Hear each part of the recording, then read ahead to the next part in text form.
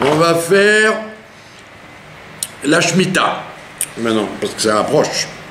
Et dans la Shemitah, il y a deux sortes de Shemitah. Il y a la Shemitah de la terre, d'accord, les fruits et légumes, mais il y a une autre Shemitah qui est aussi importante, c'est la Shemitah de l'argent. Shemitah de Ksafim, ça s'appelle. Et la Shemitah de la terre, elle est valable que en Eretz Israël. Mais la Shemitah de l'argent, elle est valable partout, même en Chutz La'aretz. D'accord? Et donc, c'est normal, puisque le principe de la Shemitah, c'est de te dire tu n'as rien à toi.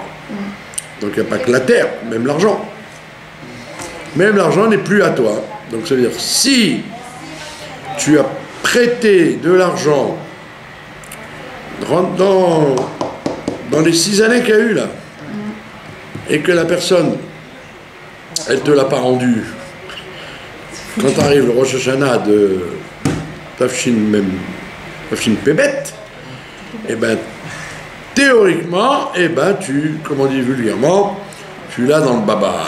Tu ne peux pas réclamer cet argent, et la personne, elle te fait... Même après l'année de Shemitah? Bien sûr, c'est ça le chidouche. Donc, qu'est-ce qui se passe? À l'époque, alors la Torah, elle te dit, fais attention, que quand va arriver l'année de la Shemitah, tu vas dire, wow, si maintenant je prête de l'argent, la personne, elle va, même s'il y a un contrat, la personne, elle va dire, je te rends l'argent, au mois de Av, je te rends l'argent. Très bien. Le mois de Av est arrivé, tu dis, nous, tu ne m'as pas rendu. Bon, laisse-moi encore un peu de temps. Quelqu'un va me prêter, je vais vendre le bijou, je te rends. T'inquiète pas. Et puis ça court, et il arrive au Rosh Hashanah, il te dit, ah mais slicha, c'est vrai que tu as eu la patience, mais tu as perdu ton argent. Donc la Torah, elle te dit, fais très attention de ne pas être dégoûtant, brial, ne pas être dégoûtant, et de dire, puisque l'année de la Shemitah approche, je ne prête pas d'argent, parce que sinon, on va me rouler. Donc tu vas être dégoûtant, tu ne vas pas prêter l'argent alors qu'il en a besoin. D'accord?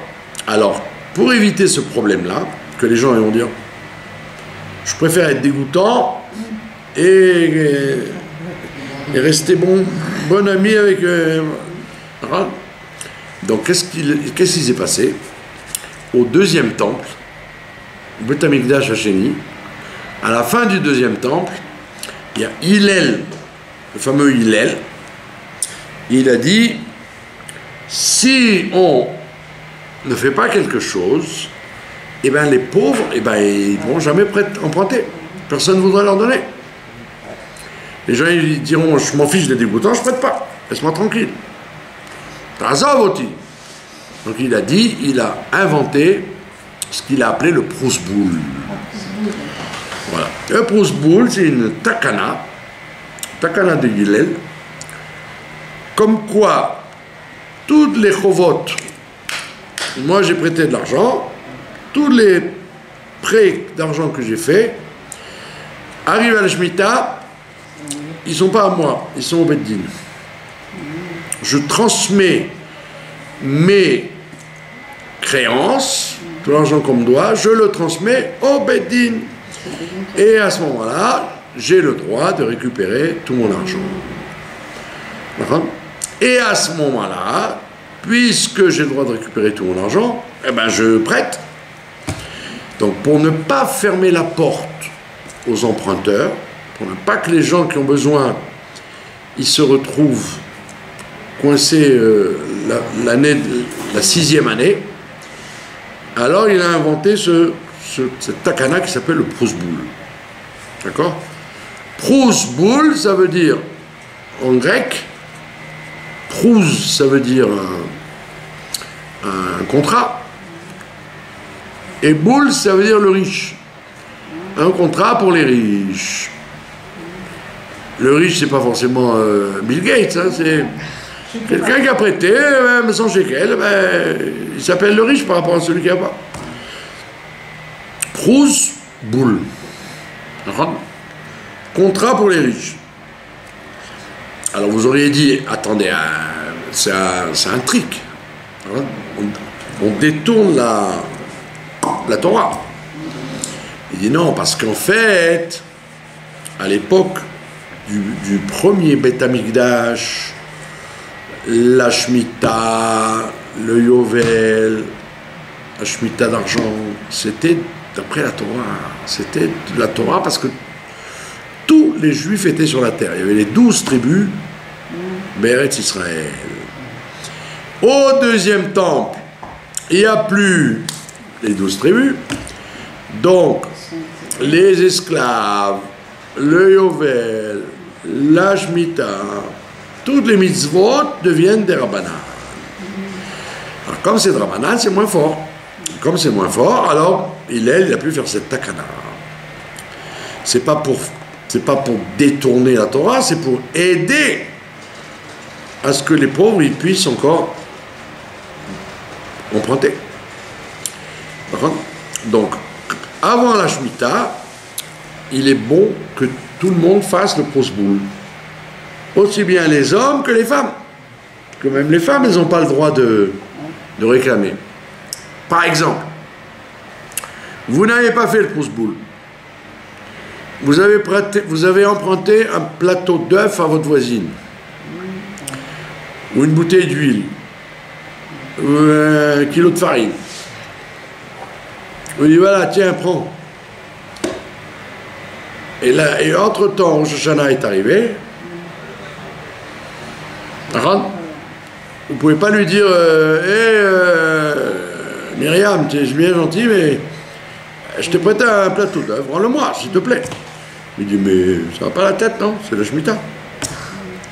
Ça veut dire que les Chachamim, ils ont dit que tout ce qui s'appelle un prêt, que ce soit de l'argent mamash ou de la nourriture qui est comme un prêt, puisqu'en fait, Alpidine, tu aurais pu dire à la voisine, tu sais quoi, un plateau d'œufs ça coûte 30 shekels, tiens, prends 30 shekels. Et comme on n'aime pas c'est pas beau, je t'ai prêté des œufs, rends-moi des œufs, qu'est-ce que tu me casses les pieds avec de l'argent maintenant? Donc pour éviter que les gens ne soient pas contents, on a dit, tu me prêtes de l'huile, je te rends de l'huile, tu me prêtes des œufs, je te rends des œufs. Mais en fait, ces œufs que tu me rends, c'est de l'argent que tu me rends. La valeur des 30 shekels du plateau d'œufs. C'est pareil. Donc en fait, tu n'as pas le droit de me le demander. Et moi non plus, je n'ai pas le droit de te le rendre, puisque je te fais faire un ISO, si tu le prends. Donc, même les femmes, elles doivent faire le prosboul. Par contre, il n'y a pas que les gens qui ont de l'argent à la banque ou qui prêtent beaucoup d'argent, même Stam. Même on a vu ça, même un enfant.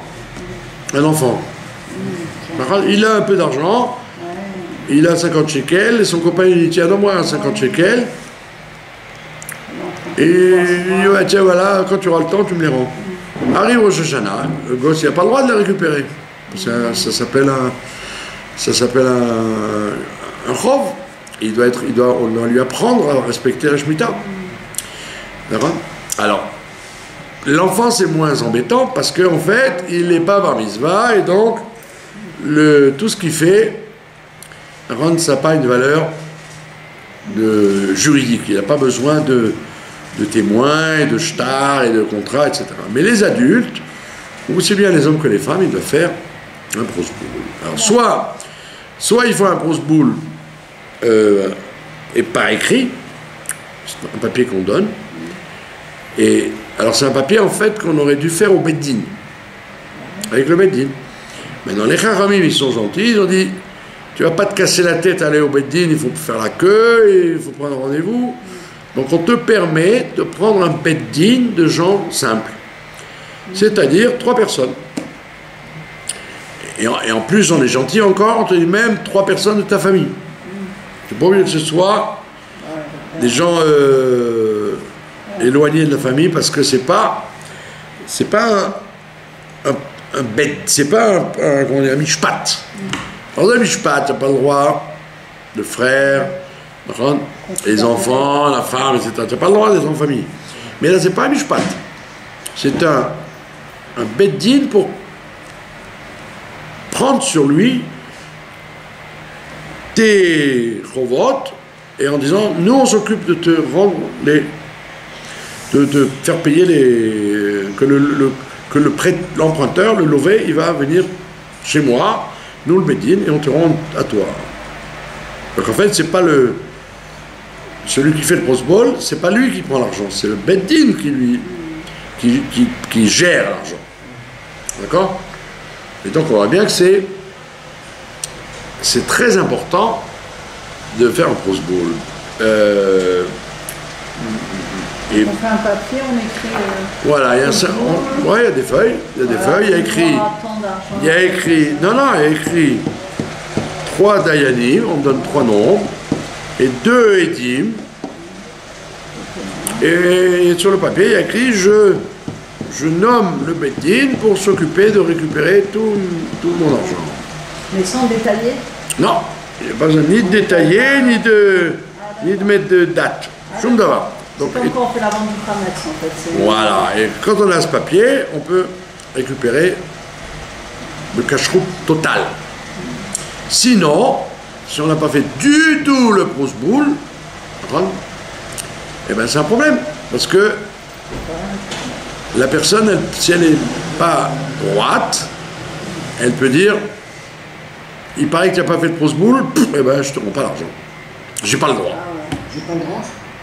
Eh ouais, parce que je te fais faire une avéra, tu vas récupérer un chov. Tu vais lui faire un cadeau, je te fais un cadeau. Ah voilà, bravo, c'est comme ça qu'on sauve celui qui veut vraiment rembourser, il fait un cadeau. Mais c'est pas tout le monde qui a envie de faire un cadeau. Un cadeau d'un plateau. Donc on voit que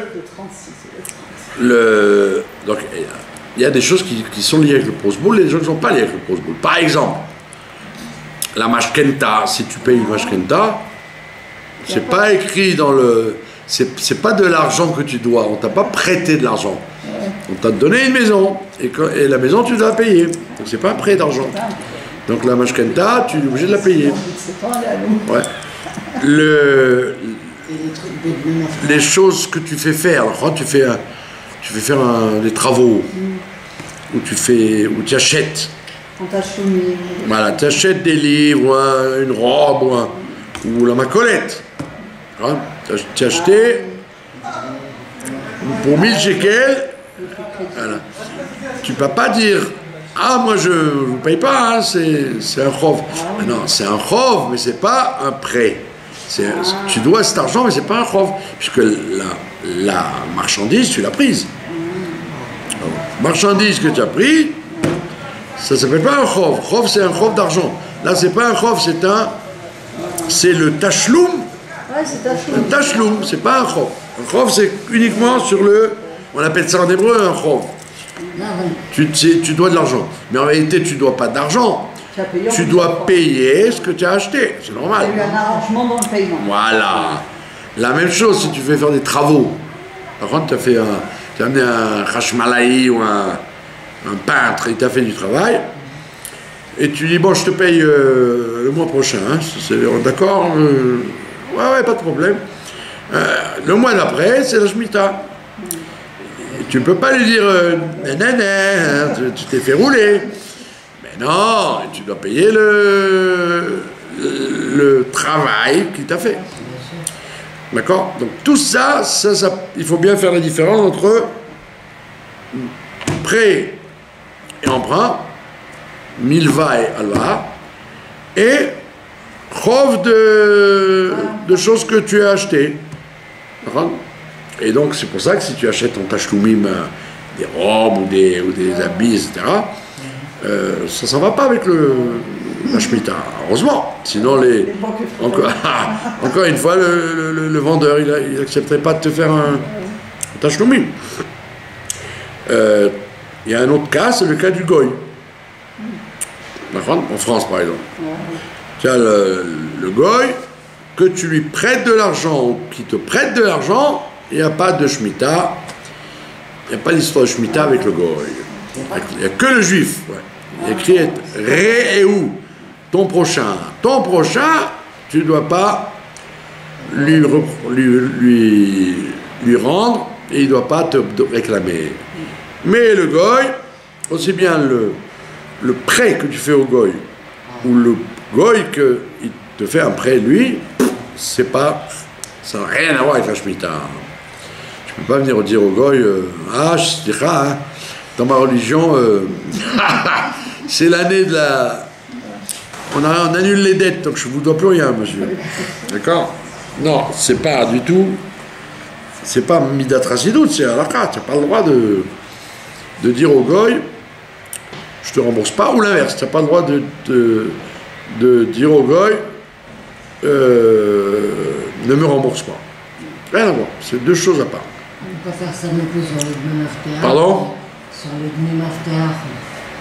Ça sort. C'est quoi le Dmei Mafteach? C'est quand tu achètes une maison par... Ah oui, Alors, c'est ça. alors Dmei Mafteach. Pourquoi Dmei Mafteach? Quel rapport Dmei Mafteach? Parce qu'il y a des gens qui ont acheté des maisons et ils doivent encore. Oui, c'est ça. Ah, oui, Mashkenta, vous voulez dire? Non, c'est pas une mafkenta. Ah, ils payent un loyer. Oui, voilà, les loyers, tout ça, ça rentre pas, parce que c'est pas un prêt. C'est un arrangement. non, c'est un neches. Tu as pris quelque chose, tu dois le payer. C'est un bien, tu as pris un bien. Que ce soit un bien matériel comme un plateau d'œufs, ou un bien comme une chambre, ou un appartement, ça s'appelle pas un prêt et un emprunt. Et donc tu dois payer, même s'il n'y a pas eu de grosse boule. D'accord? Donc il ne faut pas se tromper, il ne faut pas dire les femmes, elles n'ont pas de... C'est une mitzvah qui tombe tous les 7 ans, donc c'est une mitzvah liée au temps. Il dit non, bien que ce soit une mitzvah liée au temps, c'est comme le Shabbat. Elle est liée au temps, mais il y a un issour. Il y a le issour de prêter à intérêt, de prêter par la Shemitah et d'emprunter par la Shemitah. Donc c'est pas seulement la mitzvah qui vient tous les 7 ans, c'est comme Shabbat. Tu as un problème, l'ota assez. La mitzvah l'ota assez, ne pas réclamer l'argent à celui qui te l'a emprunté. Voilà. Donc c'est très important. Alors il y a deux façons. Il y en a qui font le prosboul avant l'année de la Shemitah, et il y en a qui font à la fin de l'année d'après. C'est à la fin de la Shemitah. Ouais, ils font le 29 Elul de l'année de la Shemitah ou le 29 Elul de l'année d'avant. D'accord? Donc, nous en général, on fait dans l'année d'avant. Et ça rassemble tout. D'accord? Maintenant, si par exemple tu as prêté de l'argent et la personne doit te le rendre après la Shemitah. Hein? Tu as ton fils ou ton cousin ou ton... Il te dit, moi j'ai besoin que tu me prêtes de l'argent, mais je ne pourrais pas te le rendre maintenant, hein, je vais te le rendre. Il dit, très bien, pas de problème, je te prête 100 000 shekels et tu me les rends dans 2 ans, quand tu auras. Tu fais un contrat. Dans l'année 2023, tu me rembourseras les 100 000 shekels. Est-ce que ça, la Shemitah annule ça ou pas? Non. Non, parce que ça n'a rien à voir avec la Shemitah. Non, puisque l'argent, il passe par-dessus la tête de la Shemitah. D'accord? Même si c'est un contrat que tu as fait maintenant, comme le remboursement ne va commencer que quand il n'y a pas de Shemitah, Il a été prévu. alors donc il n'y a pas de rapport avec la Shemitah Bichlal. Et donc tu es obligé tu peux faire tranquillement, même si tu ne fais pas de grosse boule, faire un prêt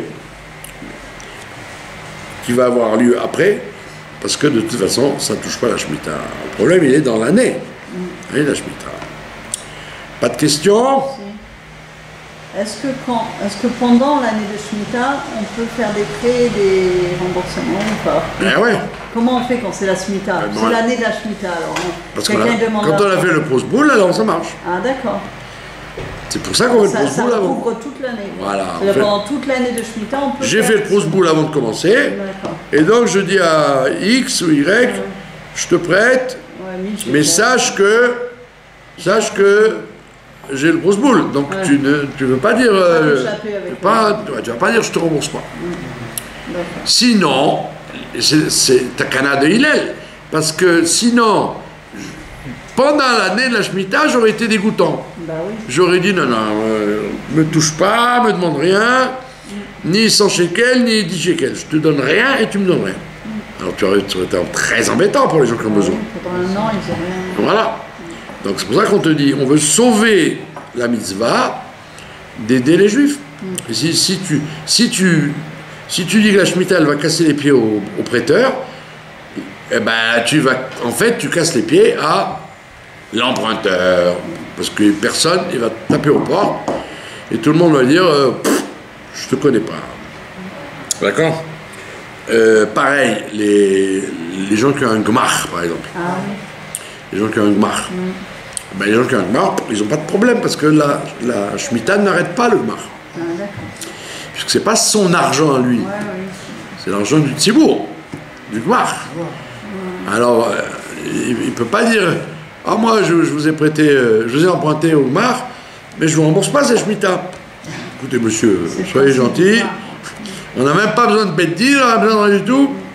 Vous êtes rayable, parce que c'est à cette condition-là qu'on vous a prêté. Sinon, je vous ai pas donné un don, je vous ai prêté. Donc je vous ai prêté pour que vous me rendiez. Voilà. Voilà globalement comment ça marche. Pas de questions? Non? C'est comme la bibliothèque, on va prendre des livres, on les rend. Et on les... voilà. Voilà, ça c'est le... Et il ne faut pas oublier, c'est quelque chose qui va arriver bientôt, on est déjà en plein Elul. Il y a une question qui se pose, par exemple, quelqu'un est en train de se convertir. Il est en train de faire son guillot, un homme ou une femme, d'accord?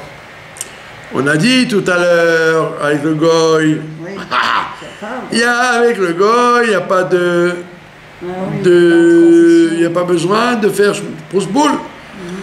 Donc, Nagid, par exemple, que la personne, elle vous emprunte de l'argent quand elle est encore goy. Elle est dans son guillot. Mais elle n'a pas encore fait ni mikvé, ni Brit Mila, rien du tout. D'accord? Donc elle est goy. Donc vous aurez dit, sans prosboul, elle va le rendre. C'est pas shoot. Maintenant, la bonne surprise, pendant le mois de Elul, elle dit, dis-moi Mazel Tov. Pourquoi? Ça y est, j'ai eu mon guillot. Est-ce que j'ai le droit maintenant de lui demander l'argent, puisqu'il est juif? Ou alors, je vais d'après le statut qu'il avait avant qu'il soit juif. D'accord? Parce qu'il va te dire, mais oh, tu n'as pas le droit de me demander l'argent. On n'a pas fait de prosboul en plus. Donc tu n'as pas le droit de me réclamer mon argent. Donc comment vous réglez? Oui ou non, elle doit rembourser ou pas? Rembourser, ben oui. Hein? Bah oui, quand même. Franchement, pour ses débuts de juif, ça a fait mal quand même. Oui, parce qu'on ne va pas d'après. On va pas d'après le. Bravo. On va pas d'après le moment où on rembourse. On va d'après le moment où on a pris l'argent. Quand on a pris l'argent, tu as fait la photo. C'était pas juif. Donc c'est khayab de me donner. Ah, maintenant tu es juif, Mazal Tov, très bien, mais tu me rends quand même mon argent. Heureusement. Sinon, encore une fois, on serait arrivé à la même situation que tu aurais dit, goy ou juif, je ne prête pas d'argent. J'ai très peur. Nagid que mon directeur de banque en France, c'est un goy, en même temps il est juif et il va me dire, écoutez monsieur, Vos 100 000 €, bye bye. Donc ça marche pas. Donc heureusement que toute la base de cette histoire, c'est de protéger protéger le prêteur. Sinon, encore une fois, le gars il dit il va avoir son guillot bientôt, je ne lui prête pas, moi je suis pas fou. Voilà, bravo.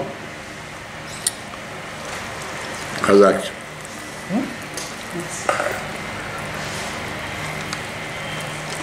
On va faire maintenant la paracha de Kitetse. D'accord? C'est d'accord? Il n'y a pas de question sur le pouce-boule?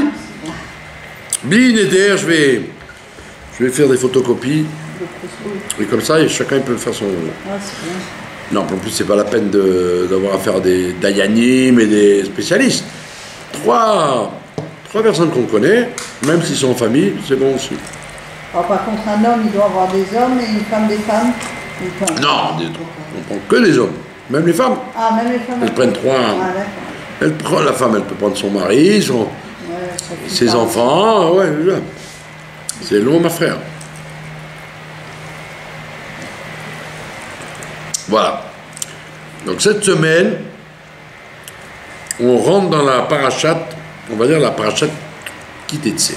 Kitetse, la Milchama. Et dans la parachat Kitetse, il y a énormément de mitzvot. D'accord? Et il y a aussi les mitzvot de mariage. La première fois qu'on voit dans toute la Torah les mitzvot de mariage. On a vu le mariage de Yitzhak, etc. dans le Chumash, mais on n'a pas vu la mitzvah de se marier. D'accord? On n'a pas vu la mitzvah de se marier. C'est maintenant qu'on voit cette mitzvah. Et les Mefarshim, ils disent que vient faire les mitzvot de mariage dans la paracha de la guerre, qui était la Milchama. D'accord? Alors on répond en fait, déjà la mitzvah de Kitetse la Milchama, elle parle, en passant, elle parle du mariage. Puisqu'on dit qu'il va à la guerre et il va rencontrer la jolie captive. Que vient faire cette histoire on appelle ça Yefat-Toar, la belle femme. Dans la guerre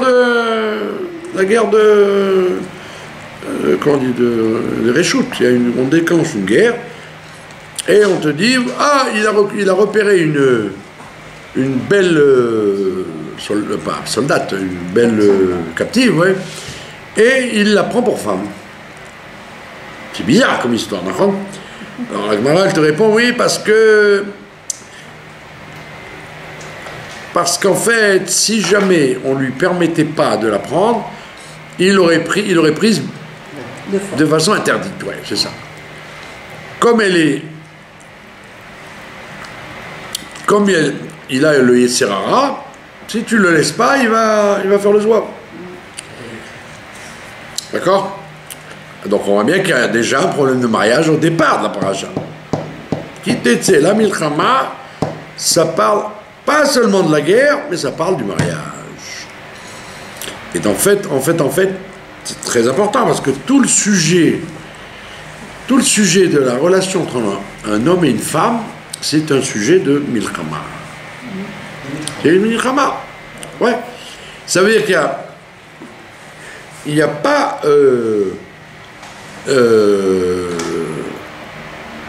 comment on dit en hébreu, al-mem enuchot.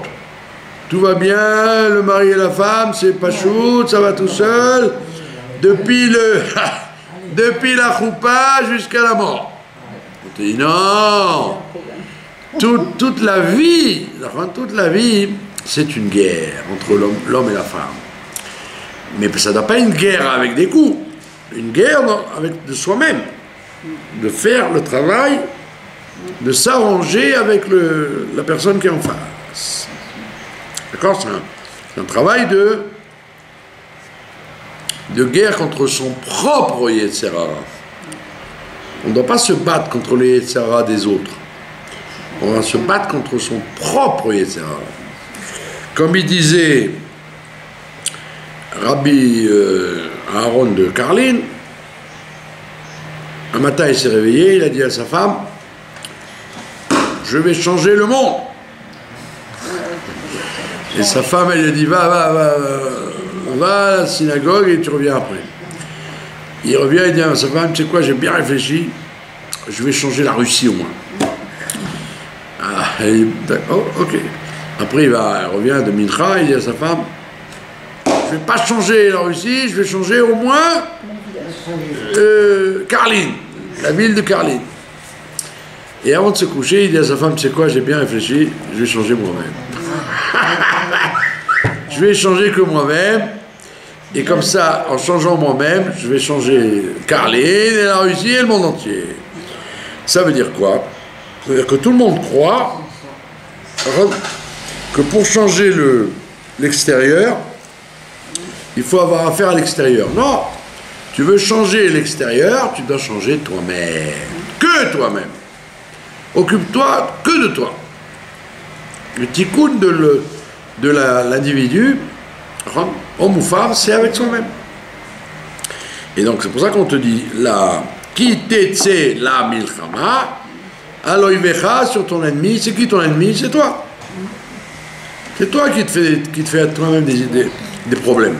D'accord? Donc il te dit, en plein milieu de la paracha, on t'amène l'histoire d'un mari qui se marie avec un garçon qui se marie avec une fille, et après il dit qu'elle n'est pas vierge, il l'amène au Beddin, ou alors un homme il viole une fille, pour l'obliger à se marier. Tu as plein de cas bizarres. D'accord? Il y a même le cas classique, on n'en parle pas. Quoi. On ne te dit pas un homme il se marie et un Mazal Tov. Non, tous les cas que la Torah de Kitetsé te parle, ce sont tous des cas bizarres. Le viol, le gars qui veut se débarrasser de sa femme en disant au père votre fille n'était pas vierge, celui qui attaque la fille dans les champs, que des cas comme ça.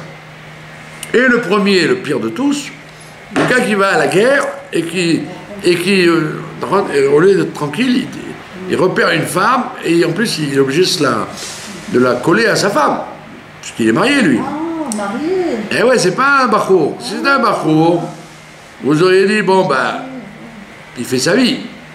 Il dit non, il ne peut faire la mitzvah de Yefat Torah qu'un homme qui est déjà marié.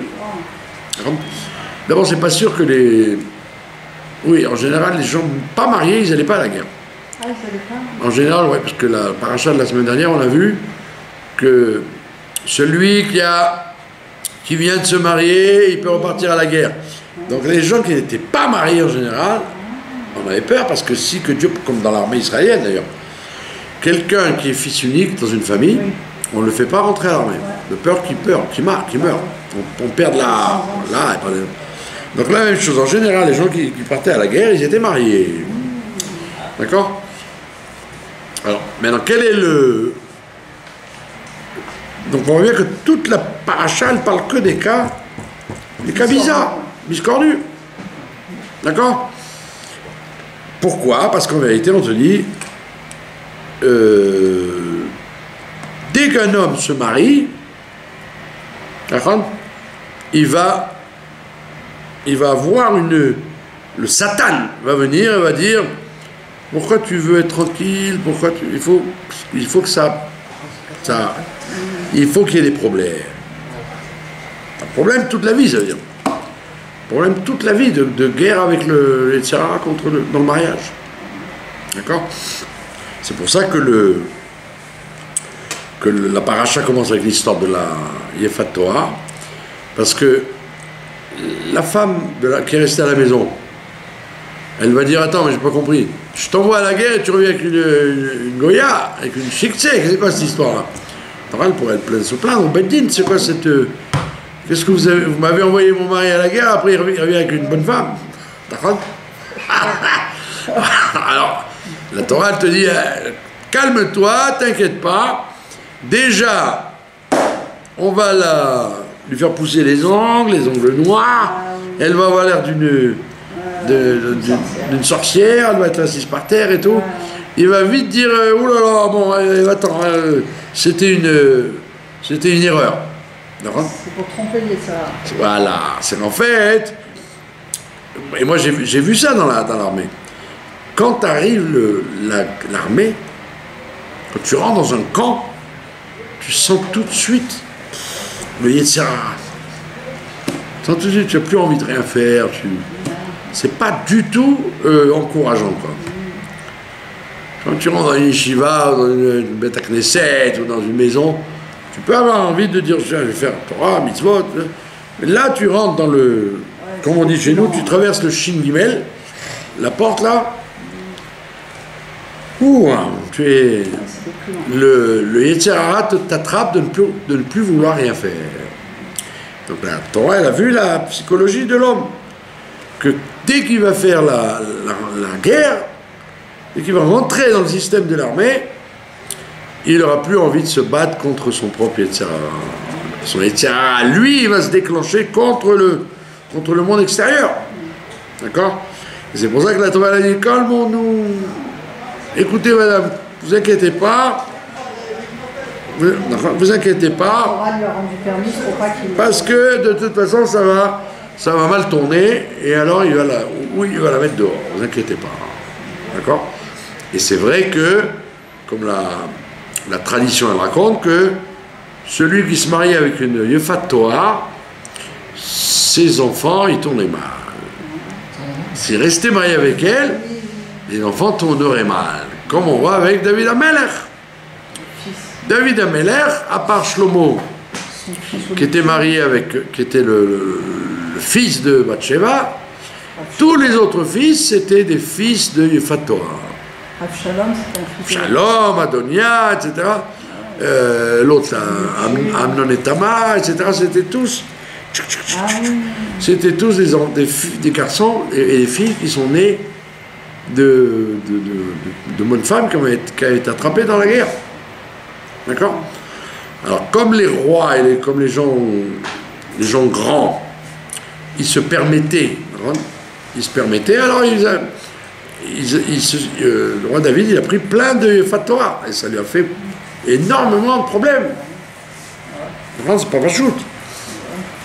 Donc on voit bien que la parashat Ki Tetzé, elle te dit dès que tu te maries, sache que la guerre commence. Pourquoi aujourd'hui il y a tout ce mouvement là de gens qui veulent pas se marier, pourquoi? Parce que les gens ont très bien compris. Tu veux pas te battre. Autant les gens mariés peuvent arriver aux plus grandes réussites, de fonder une famille, d'avoir des enfants, de quelque chose qui tient la route, bien. Un enfant qui a un papa et une maman, il est complètement différent de celui qui ne connaît pas son père, qui ne connaît pas sa mère. C'est des gens troublés psychologiquement. D'accord? Et la Torah le sait très bien qu'en fait, le mariage, pourquoi on fait dans le mariage Sheva Brachot, et on fait danser le Khatan et la Kala, et on fait la fête? On ne fait pas la même chose à une Brit Mila, ou une Bar Mitzvah, ou... Pourquoi on fait une telle fête? Les gens, ils croient que c'est folklorique. Mais pas du tout, c'est parce qu'on va devant le problème de garder le mariage. Est-ce que le mariage va tenir ou pas? Donc comme on a très très peur, alors on donne des kochot au Khatan et à la Kala. On leur fait croire que ouais, tout va bien, tout ira bien, vous inquiétez pas. En vérité, c'est très très dur. Comme on sait que c'est très très dur, alors on leur donne des forces. Si on disait, bon allez, mariez-vous, allez rentrer chez vous, uniquement à Sipour. Je dirais, bon, c'est ça? C'est ça? Non, on veut donner des kochot parce qu'on sait très bien que ça ne va pas être facile du tout. Et celui qui te racontera que ça marche tout seul, c'est un blagueur. C'est un blagueur, c'est impossible. Une deuxième femme. Et oui, c'est impossible, parce que le monde de la femme, le monde de l'homme, ils sont trop différents. D'accord? Comme je disais à... quand j'avais un orchestre, quand j'étais jeune, alors on faisait des mariages séparés. C'était une nouveauté, hein, parce que les gens disaient, c'est pareil. Hein. Il y avait un monsieur, il m'a dit, ah, vous avez l'esprit mal placé, qu'est-ce qu'il y a besoin de séparer les hommes et les femmes? J'ai dit, j'ai pas l'esprit mal placé, c'est la nature des choses. Vous voyez bien que quand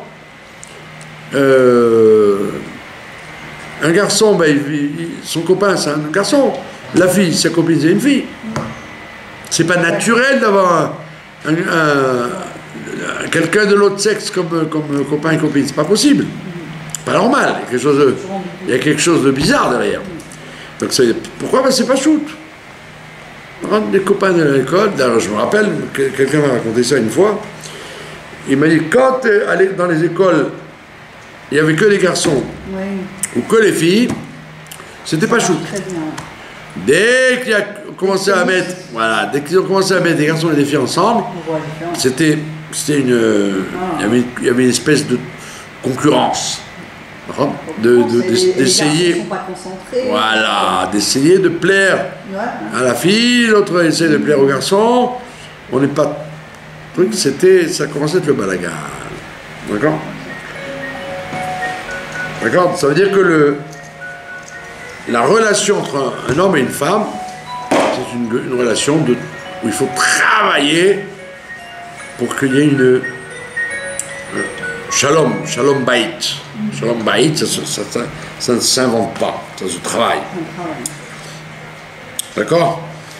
Maintenant, il y a les Mefarshim, ils disent, pourquoi parle-t-on du cas on a vu le cas de celui qui se marie et il dit au Bédine, oh, t'es pas vierge ma femme. Il parle au père, il attaque le père. Et le père il dit, quoi, qu'est-ce que tu racontes, Mais Farshim, ils disent, pourquoi on a cité ce cas? C'est vraiment un cas rare, parce que si la fille elle te plaît pas, eh ben te marie pas avec elle. Qu'est-ce que tu as besoin de te marier et après raconter qu'elle n'est pas comme il faut? C'est des mariages arrangés, peut-être. Pardon? C'est pas des mariages arrangés? Non, il ne faut pas qu'il y ait un mariage arrangé. C'est pas bien. Il faut que il faut que le khatan et la kala ils se plaisent. Sinon, ça ne marche pas. Si c'est comme vous dites. Pardon? Au temps d'avant, ils ne faisaient pas des mariages entre familles arrangés où ils se connaissaient. Oui, mais parce que les gens étaient plus pachoutes. Ouais. Ouais, ils étaient plus pachoutes. C'était comme ça, quoi. C'était. Ils ne connaissaient pas les mariages. Voilà. C'était pas shoot, il n'y avait pas de sale esprit ou de dire tiens, on va changer on va divorcer, on va. Non, la vie elle est comme ça, on restera comme ça.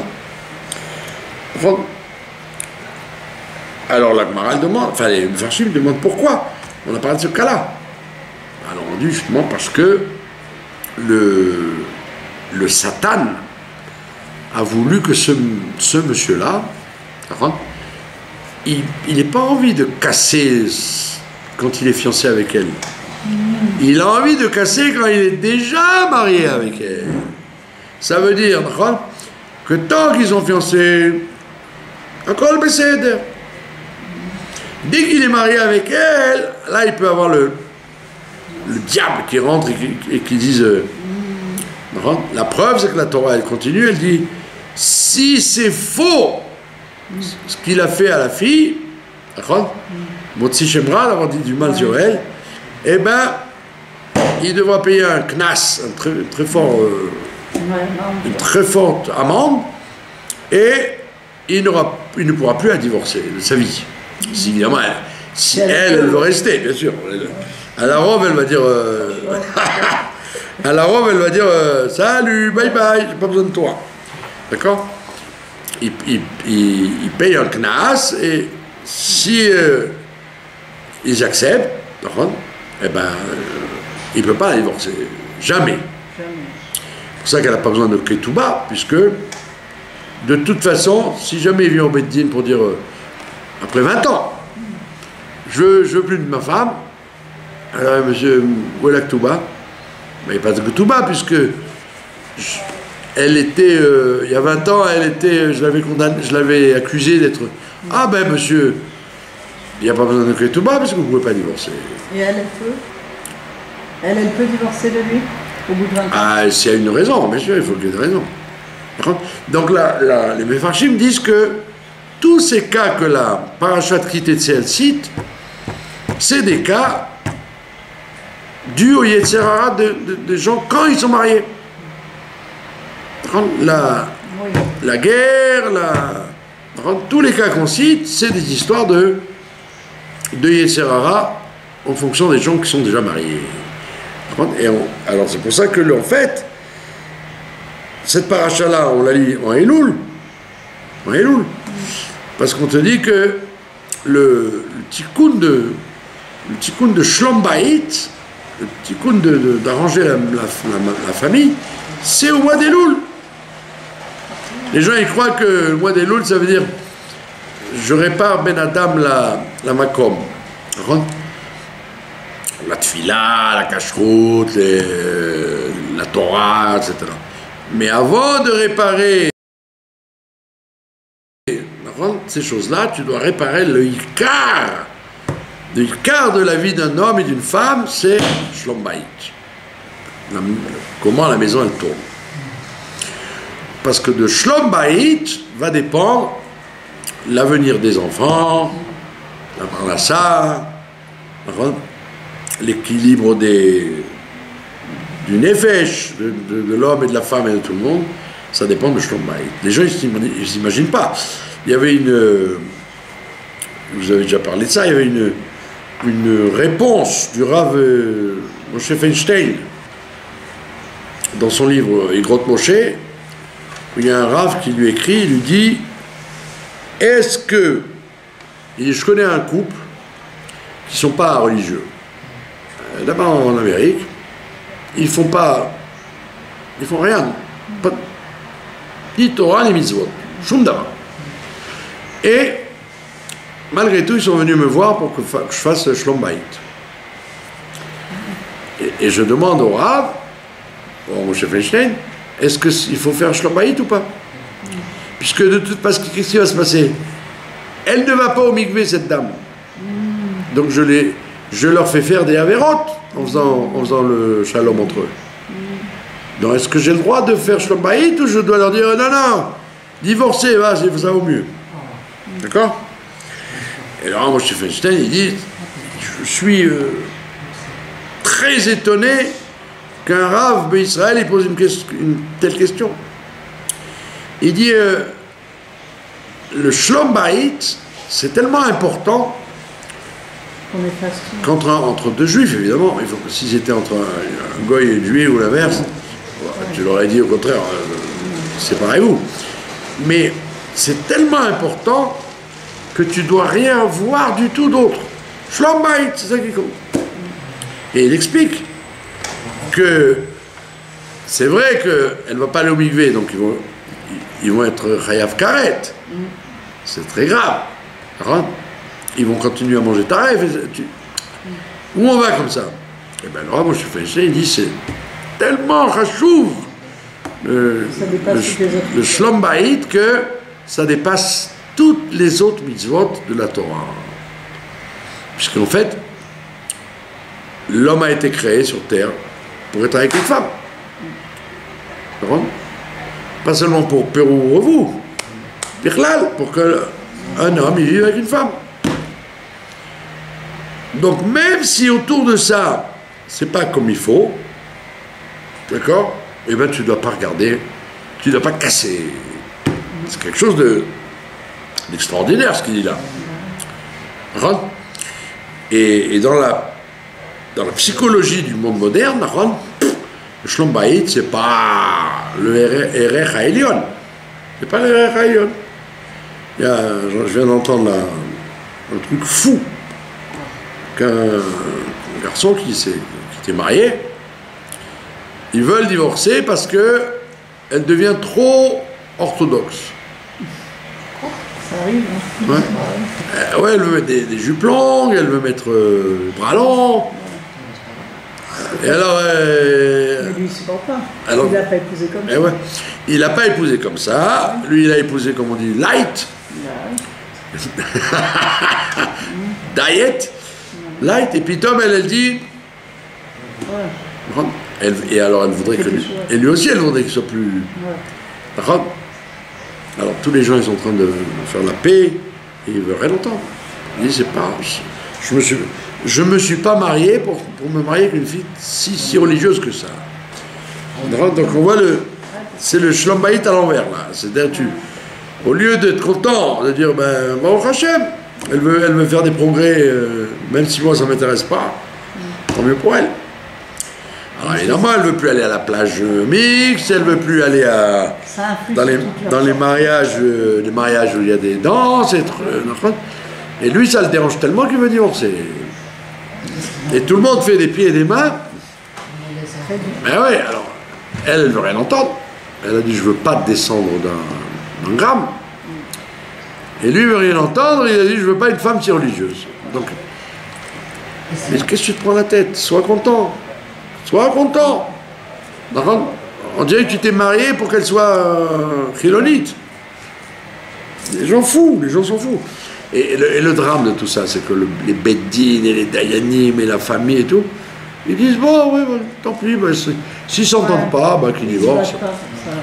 C'est-à-dire que le Shlom Bayit, c'est pas le plus grand des. Et la parachat qui était elle te dit mais tout ça, c'est pour arriver à te donner la grandeur du Shlom Bayit. Les fatwas, tous les cas qu'on voit dans la paracha, c'est pour t'apprendre combien c'est hyper rachouv qui est Shlom Bayit. Il y avait un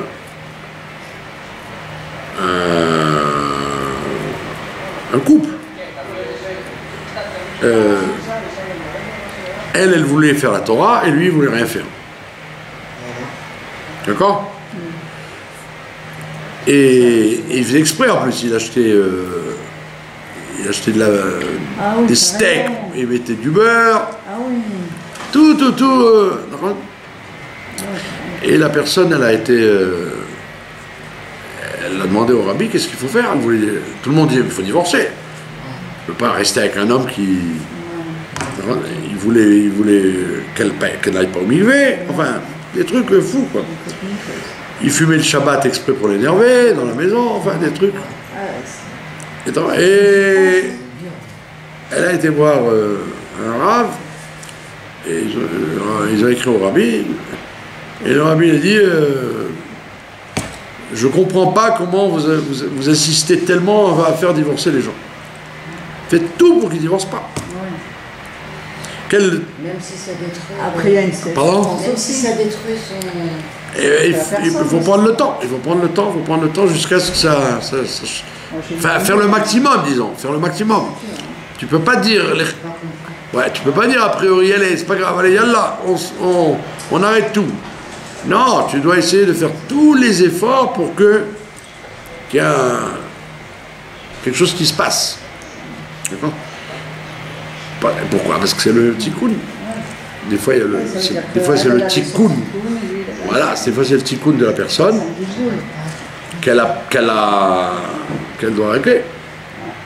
D'accord? Bon, évidemment, des fois, tu ne donnes pas beaucoup de chance à ce que ça réussisse. Mais au moins, essayer d'aller jusqu'au bout. D'accord? Et quand tu parles avec ça, de ça aux gens, les gens disent bon, Shlom Bayit, c'est comme si c'était. Allez, c'est joli, c'est une belle option.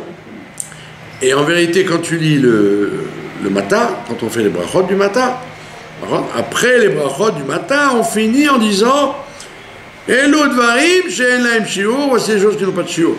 Et comment on finit la Mishnah en question? Shalom ben ish leishto. Donc on le met dans les obligations de tous les jours de faire tout ce qu'il faut pour faire shalom entre les ish et les ishto. Et ça va très loin. Ça veut dire que si par exemple une femme elle a été pas gentille, Tu ne dois pas dire au mari, je voudrais que tu dises à ta femme qu'elle évite de me faire des remarques. Hein. Shlom Bayit, tu n'as pas le droit de faire ça. Tu ne dois pas enlever la chashivut, l'importance de la femme au mari et l'importance du mari à la femme. Au contraire, tu dois te taire, ne pas dire que la femme a été pas comme il faut avec toi, et surtout pas en parler au mari. Mais au contraire, tu dois tout le temps, comme on dit chez nous, le shabéach, tu dois flatter le mari vis-à-vis de la femme et la femme vis-à-vis du mari. C'est-à-dire que c'est une mitzvah permanente que tu dois prendre sur toi de renforcer le shlom bayit, parce qu'en vérité ça ne tient pas beaucoup. Ça ne tient pas beaucoup. Des fois, si la femme elle entend un compliment sur son mari, ça va l'aider. Ça va l'aider. Et si un homme il dit ah, ta femme, je l'ai vue au Supersol, elle achète juste ce qu'il faut, elle est bien. Ah, j'ai vu, elle ne perdait pas son temps avec les shampoings et les trucs, alors, vraiment qu'on la cavote. Hein. Même si lui dit ta femme elle dépense comme ça, n'importe quoi, il va entendre ça, il va dire ah, tiens, c'est bien. D'accord. Donc on voit bien que Kodesh Elul, la paracha de Kitetse, elle ne s'est pas gênée de parler de la femme, toute la paracha, pour te dire que le Hika, c'est de travailler sur le shalom entre l'homme et la femme. Comme ça, on est sûr d'avoir une Shana Tova ou Metuka. Comme dit l'Agmara d'ailleurs, l'Agmara elle dit la souffrance la plus grande chez un individu, c'est le Shlom Bayit. La plus grande souffrance que l'éducation des enfants, ou les problèmes avec les parents, ou les problèmes de parnassa, ou les problèmes de santé. Les plus grandes souffrances d'un homme ou d'une femme, c'est les problèmes du Shlom Bayit. Le tsar que ça donne. Donc il faut travailler là-dessus, il faut savoir que c'est une très très grande occasion de se rapprocher de Dieu. Ben Adam la Chavero, et le plus important c'est Ben Ish le Ishto. Voilà, vous n'avez pas de questions. Évidemment, après, Rachid dit, évidemment, après il y a écrit, quand tu t'achèteras une maison, alors tu feras un maraquet autour du toit, etc. Et après tu planteras une vigne, ça veut dire que de là on apprend que le Shlom Bayit amène un shefa. Un shefa, un afflux de bracha matériel et spirituel. On ne s'imagine pas, d'accord? Voilà, donc Be'ezrat Hashem, nous allons prendre des bonnes décisions, chacun dans sa famille, et en même temps, dans les autres familles, faire de la publicité pour que les gens ils apprécient leur compagnon. Ouais. À ce moment-là, les enfants ils sont contents, etc., etc., etc. Vous connaissez, je vous avais raconté ça, non? Il y avait un docteur qui s'occupait les oreilles, ORL, Af et Ozen Garon. Et lui, le docteur en question, il m'avait dit, j'ai vu plein de cas d'enfants qui étaient sourds. Des enfants sourds. Et j'ai vérifié, il n'y avait rien. Ils n'entendaient pas. Alors j'ai fait des enquêtes. Comment ça se fait au niveau anatomique, tout va bien, il n'y a rien qui se passe. Ils n'entendent pas. Idbarer, comme on dit chez nous, qu'en fait, il y avait des problèmes de Shlom Bayit. La femme et l'homme qui criaient les uns sur les autres. Et donc l'enfant, il a créé une protection de ne pas entendre. Au lieu de faire ça, pour ne pas entendre les cris entre le père et la mère, et donc il est devenu sourd naturellement, quoi, pour ne pas entendre. Et il a dit, ils ont fait une enquête, après ils ont vérifié, et après c'est devenu un truc international. Ils ont dit qu'effectivement, il y a beaucoup de surdité fausses chez les enfants qui viennent de ça. Et des otites et des machins. Des réflexes que là, les enfants, ils voient pas parce qu'ils sont dans une chambre, mais ils entendent. Et pour pas entendre, ils se protègent. Donc on voit bien que, alors que quand il y a Shalom Bayit, même si c'est des, comme on a vu tout à l'heure, des gens qui ne sont pas religieux, alors qu'ils font n'importe quoi, etc., ne te mêle pas, essaye de les renforcer ensemble, si tu veux. Mais ne dis pas, s'il n'y a pas de Torah, il n'y a pas de mitzvot, il ne peut pas y avoir Shalom Bayit. Déjà qu'il y a Shalom Bayit, l'homme méchané, l'homme chachouf, entre qui et qui, c'est le Ikar. Voilà. Je vous remercie de votre attention. Merci.